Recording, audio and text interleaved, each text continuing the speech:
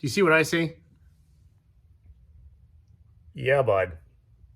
Holy crap. Those things are huge and beautiful. Gorgeous. So gorgeous. I love them. Little Shop Manufacturing. Big brake kit for Silverados. I install it.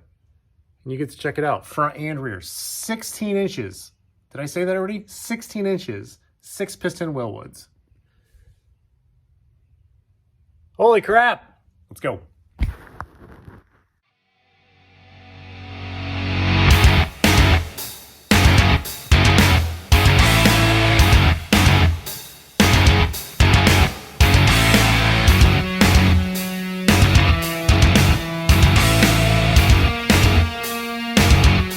So this is the big brake kit that I'm going to be throwing at the Silverado. As you can see, we got some Wilwood 16-inch rotors, and then the rest of the kit is basically from Little Shop Manufacturing.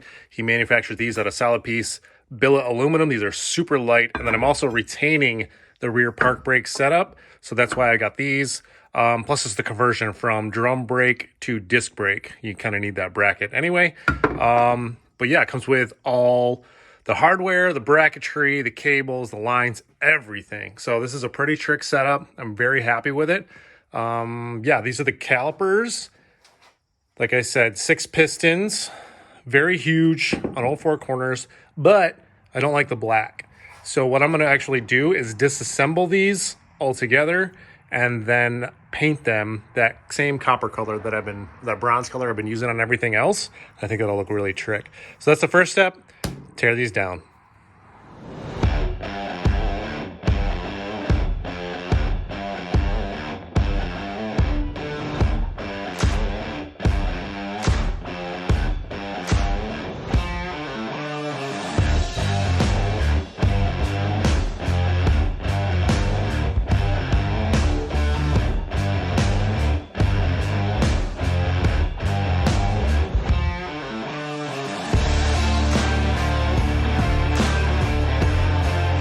Got them as blown apart as I'm willing to go, mostly because this one right here I cannot get out. They Loctited the crap out of that thing. I'm sure I could heat it up, but I'm not going to take that risk because I'm going to tape all this off inside here and leave that black anyway.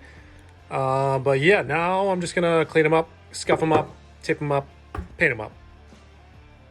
It's been a couple of days. As you can see, I got them all painted that nice, beautiful bronze color, and the Wilwood is still kind of embossed. I was debating whether or not to paint that all black inside there, but I really like the way it's just kind of like ghosted in a way. So I think I'm just going to leave it that way. So now I just got to assemble this all back together, and then we can start tearing the truck apart in order to get all these nice new shiny pieces on.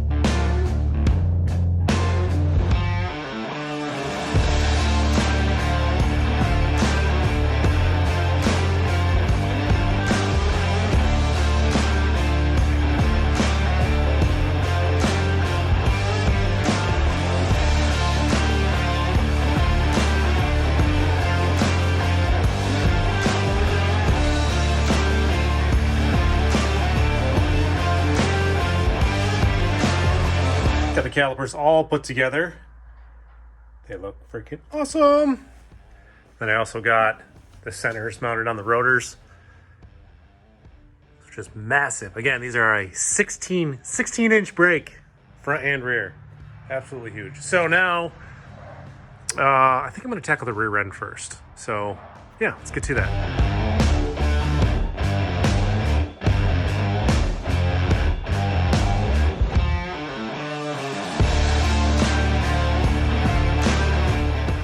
First thing I went ahead and did is actually undid my parking brake cable because my new setup will actually retain a parking brake setup, which is pretty neat.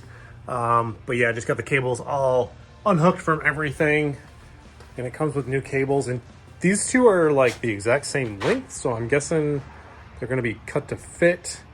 And I'm just trying to sort out the brackets and the things I need in order to make it work. But I'm sure once I get it all together, I can run these cables and figure out my lengths, cut them to size, put the clips on, tie them up. Should be good to go. But now I actually have to pull the axles out in order to get the whole drum brake assembly off there. So I got to drain the rear end fluid, take the rear diff cover off in order to get the C-clip out in order to pop those axles out. Diff cover's off, fluid's drained, C-clips are removed, and the axles are out. So now I just got to remove the brake lines, the hard lines, and then these 4 bolts here, and the whole drum brake assembly should just pop right off. All right, drum brakes are officially off this truck. I am gonna wire wheel this section here. As you can see, it's a little bit rusty, a little crusty. Shove a rag in there to protect the seal, protect the bearing. And then we can start assembling all the new good parts. So as you can see, I got the main parking brake billet piece on here. Comes with long bolts and short bolts. Short bolts go towards the back, long bolts go towards the front, because you have to put on this bracket here that holds the new brake line. And then I got the axles back in, the C-clips are in, but I'm not going to put that cover on just in case I may have screwed something up. I'm not sure. I'm pretty sure it's all going right, but my last step is going to be put that cover back on and fill it full of fluid just in case something doesn't go right up here. Next, I'm going to put the brake rotor assembly on in order to space out my caliper correctly, because you want that exactly in the center of the rotor itself. So let's get that knocked out right now.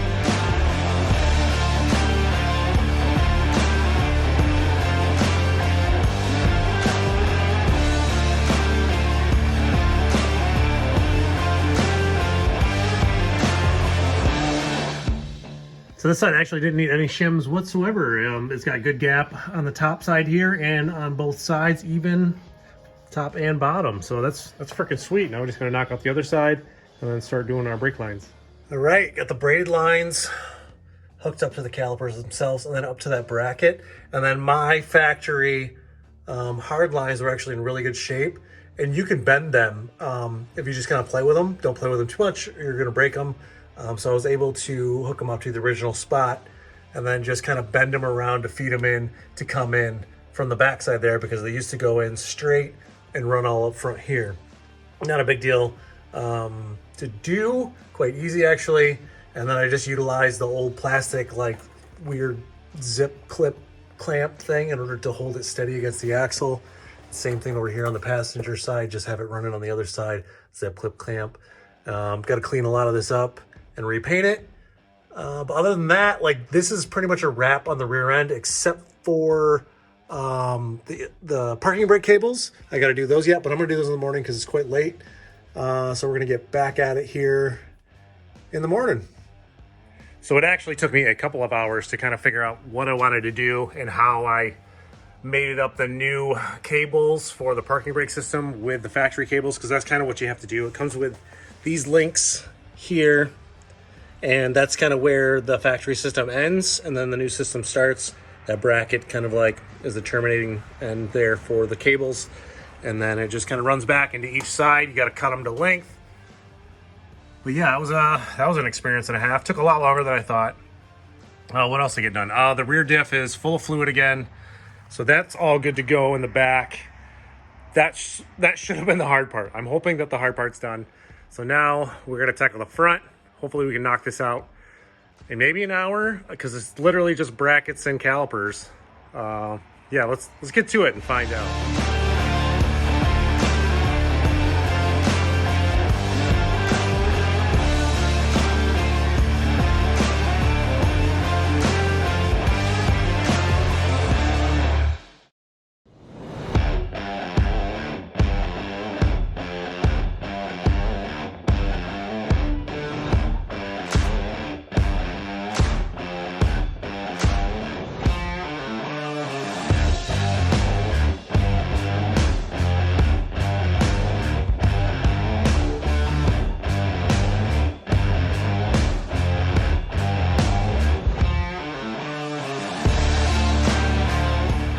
Very easy to get that all off, and as you saw, I actually took my upper control arm off, and the reason why I did that is because I want to go lower, and with the factory bushings that were in this upper control arm, I could only go so low before my camber would be too negative to make it safe to drive. So I put the Beltec offset bushings in another set of control arms so I can quickly switch them out, and that should give me, I just want an inch, just an inch, that's all that matters, right? Just another inch lower, and I think that'll make it look a lot better, in my opinion. So yeah, I'm gonna throw these back in, and then we're gonna get to going on putting the front brakes on.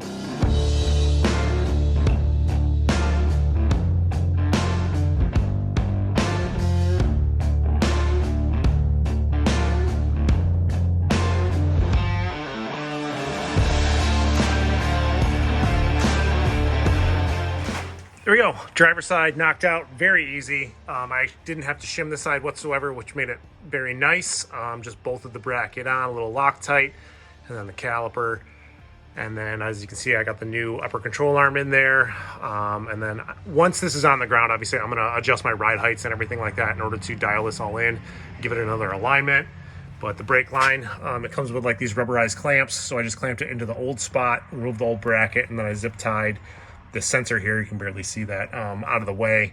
So everything's nice and tidy and looks freaking sweet. So now we just gotta take on the passenger side, bleed the system, and we're done. Same on right as on left, all assembled, and actually just got done bleeding it. My brother is leaving right now. He came over and helped me bleed the whole system. Everything worked great.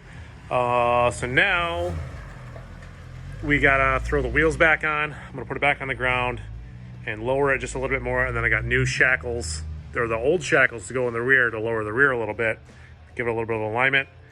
Should be done. Bam! Truck is back down on all fours. As you can see, it's lower, about 1.25 inches in the front, inch in the rear. It sits a lot more betters. Sits a lot gooders. Sits good. I like the way it sits now. It's a lot more aggressive. A lot more sporty, a lot more muscle trucky. Those brakes are, they look freaking amazing. I really like to test them out, but it's raining outside, so that's not gonna happen today. Hopefully tomorrow will be a lot nicer weather. We can take this thing for a rip. Yeah, if you guys made it this far in the video, drop me a like, hit that subscribe button, because I got a lot more coming up for the truck. Not to mention, as I'm waiting for parts, I gotta get back to work on my Turbo Malibu here. Thing has been kind of yelling at me. I can feel it. I can feel its power yelling at me saying, finish me, finish me. So that's definitely something I need to get back onto. But yeah, let's just fast forward this and take this thing for a real quick minute. So I went through the break-in period of the brakes. Does that make sense? Sure. So let's see how these stop now.